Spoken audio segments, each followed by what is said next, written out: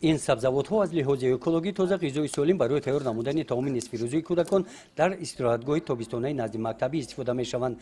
ماموریت مؤسسه تحصیلات میانه عمومی رقم 28 در ناحیه واسه برای سرغذا گردانیدن طعام کودکان در زمین‌های نزد اهلگی مؤسسه اساساً همه گونه محصولات‌های سبزیجاتی کش نمودند. در استراحتگاه نزد مؤسسه کارمندان آشخانه از سحر سرکار هستند. از محصولاتی که از زمین نزد اهلگی نزد مؤسسه جمع‌آوری می‌نمایند خوراک نصف روزی را تیار می‌نمایند. در استراحتگاه‌های نزد مکتبی مشغولیت‌ها از مشق پگاه روزی آغاز می‌یابد. با این مشغولیت در برابر ورزش بدن مربی‌ها و کودکان ماهیت طرز حیات سالم را می‌فهمانند. در این مشغولیت تاکید نمودند که کودکان هر پگاه روزی با مشق بدن مشغول شده قاعده‌های سانیتری گیگینی را حتما رعایت نمایند. مربی‌ها گفتند که با نقل قصه و افسانه‌ها و مطالعه کتاب‌های بچگانه در این موضوع‌ها در دل بچه‌ها ذوق به زیبایی پرستی و انتخاب طرز حیات سالم را بیدار می‌سازند. چون این حکایت و نقل‌ها را از حیات آدمان کودکان با ذوق گوش می‌کنند. طوری ما مشاهده نمودیم در همه استراحتگاه‌های تابستانی نزد مکتبی مربی‌ها نسبت کودکان دلسوز و مهربان بوده کوشش می‌نمایند که این خصلت‌ها را در کودکان تربیت نمایند. این مناسبت از آن است که تا اینکه کودکان حس نمایند که آنها تحت توجه و غمخوری دولت و جامعه قرار دارند.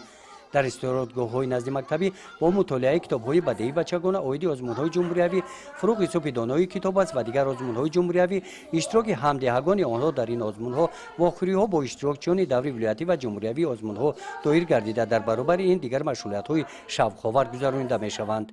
در مؤسسه تعلیمی ما باید 60 نفر خوانندگان رو برای استراحتی فرا می‌گرفتیم ولی کودکان بسیارتر آمدن 70 نفر کودکان رو ما با لاگر فرا گرفتیم.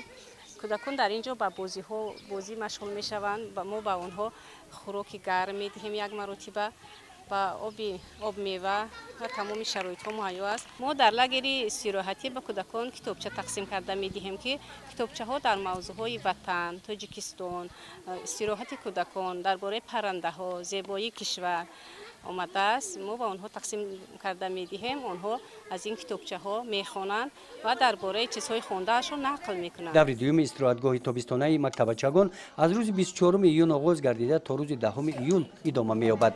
در این دوره که همه میوه‌ها پخته رسیدند با پیشنهاد شربت و نوشابه‌های تشنشکن شماره کودکان استراحتگاه‌های نزد مکتبی یک مرتبه زیاد گردیدند. وقتی خوراک نصف روزی رسید در استراحتگاه تابستانی نزد مکتبی مؤسسه تحصیلات میانه عمومی رقم 28 طبق رجای معین گردیده خوراک نصف روزی با دسترخوان عبارت از میوه‌های تر و تازه و نوشابه‌های تشنشکان آورده داده شده کودکان نوش جان می‌نمایند. گزارش خواجه نظریف خدای نظر ظهورов از ناحیه واسه برای برنامه اطلاعاتی نوید.